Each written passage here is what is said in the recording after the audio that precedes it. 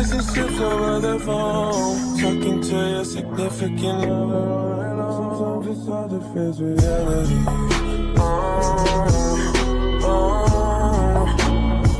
Even though you might get mad at me.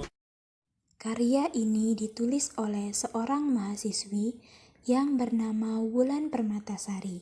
Ia sedang menempuh pendidikan di UIN Raden Fatah Palembang, Fakultas Ilmu Tarbiyah dan Keguruan, Program Studi Pendidikan Guru Madrasah Ibtidaiyah. Universitas Islam Negeri Raden Fatah Palembang adalah kampus negeri yang berada di kota Palembang. Kampus ini terletak di sentral Palembang, tepatnya di Jalan Profesor Kiai Haji Zainal Abidin.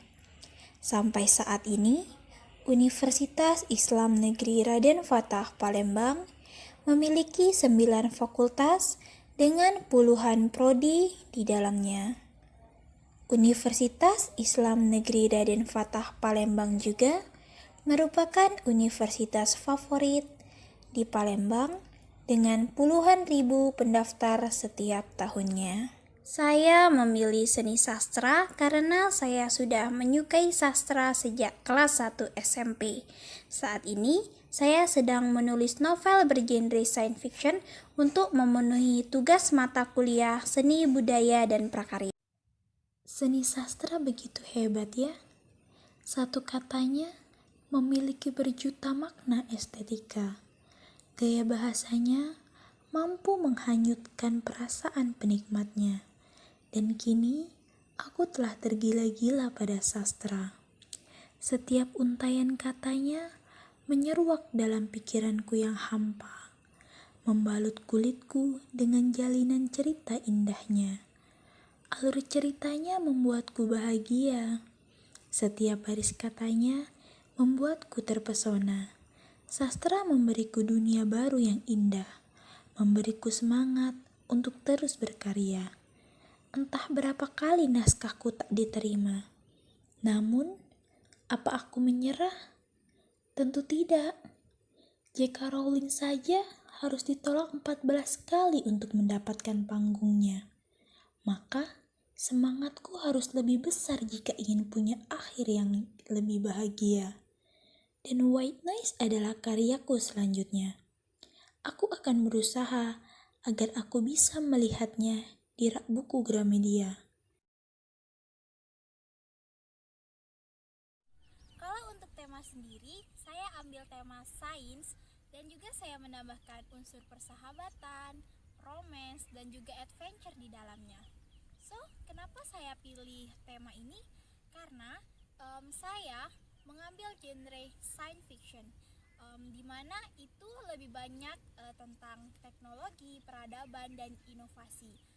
Karena memang untuk science fiction sendiri kurang banyak penulis yang menulis novel genre ini. So, I want to try it. Untuk alur sendiri, saya mengambil alur campuran. Kenapa? Karena memang saya membutuhkan scene-scene yang menarik untuk saya taruh di chapter yang awal. Karena untuk kepentingan penilaian, saya harus bisa cepat-cepat mengirimkannya ke penerbit. Banyak sekali penerbit yang memang meminta 3 bab awal dari novel. Jika saya memilih novel alur maju, maka novel saya untuk 3 bab itu akan flat. Jika saya mengambil novel campuran, saya telah memasukkan klimaks duluan di draft novel awal saya, sehingga mungkin bisa menarik hati penerbit. Sudut pandang. Di sini saya mengambil sudut pandang orang ketiga serba tahu.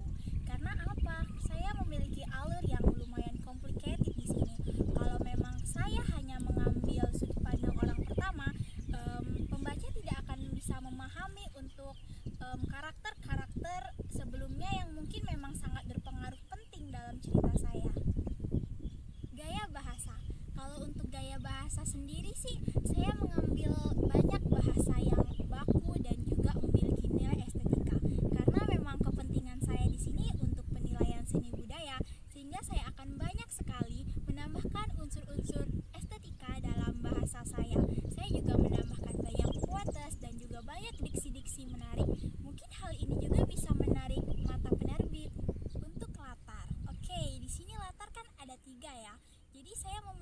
satu dulu, yaitu latar tempat. Untuk tempat sendiri, saya mengambil Indonesia dan Australia sebagai latar tempat saya. Saya rasa Australia adalah negara yang cukup menarik ya. Dengan mengambil negara lain untuk novel saya berharap pembaca juga bisa ikut merasakan bagaimana suasana yang ada di luar negeri dan mungkin bisa termotivasi untuk pergi ke sana. Kemudian juga untuk latar waktu.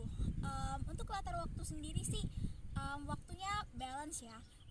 Banyak scene siang, banyak scene malam, pagi dan sore. Itu tergantung dengan kebutuhan cerita saya sendiri sih. Kalau untuk latar suasana, banyak sekali suasana yang saya ambil di sini. Mulai dari sedih, marah, kecewa, dan masih banyak lagi. Mengapa saya melakukan demikian?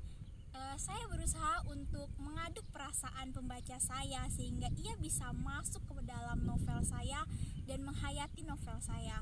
Jadi saya juga ingin membuat peralihan emosi di situ yang mungkin akan membuat pembaca mencintai novel saya. Penokohan, banyak sekali tokoh-tokoh cerita yang saya ambil untuk kepentingan novel saya. Tetapi di sini saya akan menjelaskan 3 karakter saja ya. Jadi yang pertama yaitu Grayson Chance. Grayson Chance di sini digambarkan sebagai orang yang pantang menyerah, pekerja keras, penyemangat, dan juga rela berkorban. Untuk penguatan karakternya di sini, saya menggambarkan Grayson memiliki kelainan Down syndrome. Hal ini digunakan untuk penguatan karakter saya karena memang cerita saya lumayan complicated. Untuk penguatan karakter di sini akan membuat cerita saya lebih hidup. Namun kelainan Down syndrome Grayson tidak menyurutkan semangatnya untuk tetap hidup dan untuk menyerah. Karena dibantu dengan support orang tuanya, keluarganya, dia mampu melewati ini sendiri dan mampu menjadi fisikawan yang telah menciptakan chips yang bisa dimasukkan ke jaringan kulit manusia. Kemudian yang kedua yaitu karakter D. Untuk karakter D di sini saya menggambarkan D itu orang yang penyemangat, ceria, orang yang gembira dan juga cantik pastinya. Untuk penguatan karakter D di sini saya menggambarkan D memiliki fobia takut gelap. Jadi bakal ada scene-scene yang mungkin akan terlihat menegangkan karena kekurangan yang dimiliki D ini sendiri. Kemudian karakter yang ketiga yaitu Alex. Untuk Alex di sini saya akan menggambarkan dia sebagai orang yang misterius dengan karakter tak tertebak. Saya menggunakan karakter Alex untuk mendapatkan plot twist yang bagus di akhir cerita saya. Amanat. Banyak sekali hal-hal yang bisa kita ambil dalam novel ini. Dari Mama Gray, kita belajar bagaimana cara mencintai dengan tulus.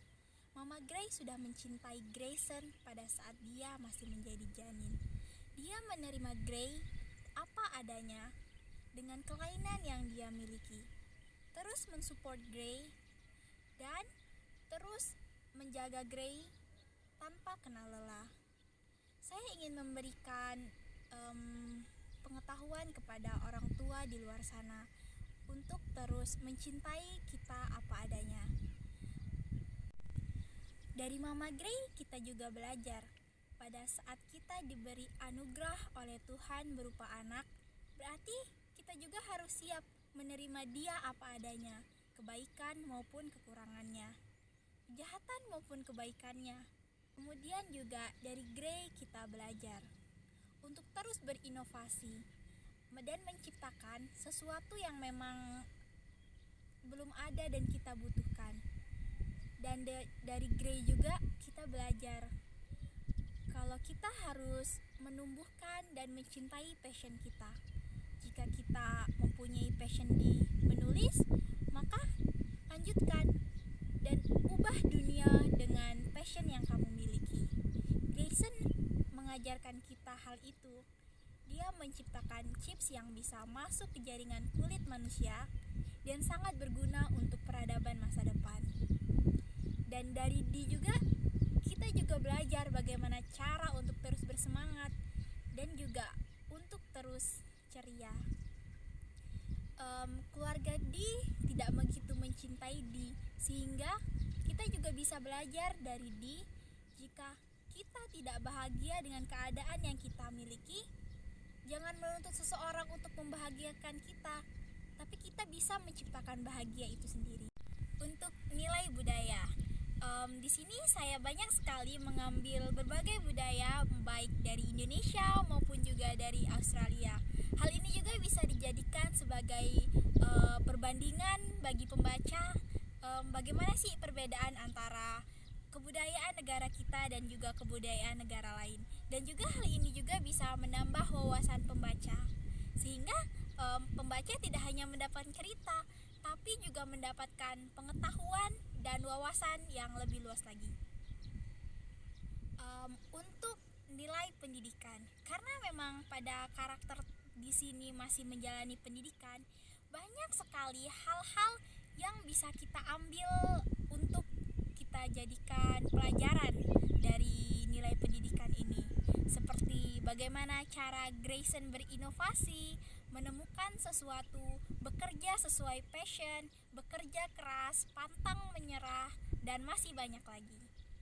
Nilai sosial, novel ini juga banyak mengajarkan bagaimana cara berinteraksi dari manusia dengan manusia, kemudian juga manusia dengan lingkungannya.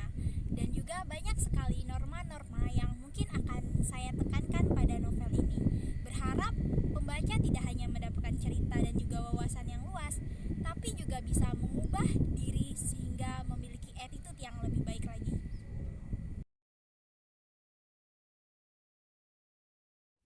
Mimpiku begitu indah, indah sekali, seindah fantasi. Aku sudah sangat bahagia ketika berusaha mewujudkannya. Aku selalu ingin menggapainya, meskipun rasanya seperti menggapai bintang dari dasar jurang. Sebagian orang sibuk mencari bahagia, sebagian lainnya sibuk untuk menciptakan bahagia, sebagian sisanya sibuk untuk memahami arti bahagia. Dari sebagian-sebagian itu, ada sebagian lain yang justru membuatku tak bahagia. Adalah mereka yang tidak bersyukur, padahal mereka sudah bahagia. Grayson sangat bahagia memiliki Dee di dalam hidupnya. Dee adalah gadis yang sangat cantik. Ia memiliki mata yang lebih biru dari laut Mediterania. Pada suatu ketika, ayah Dee difitnah dan keluarganya pun hancur. Grayson kehilangan senyum termanis yang pernah ia lihat dari wajah Dee.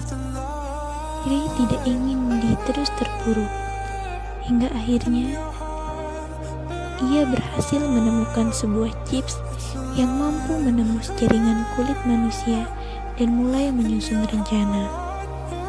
Ia menyerahkan hidupnya dan mempertaruhkan nyawanya hanya untuk memperbaiki keadaan agar kembali seperti semula.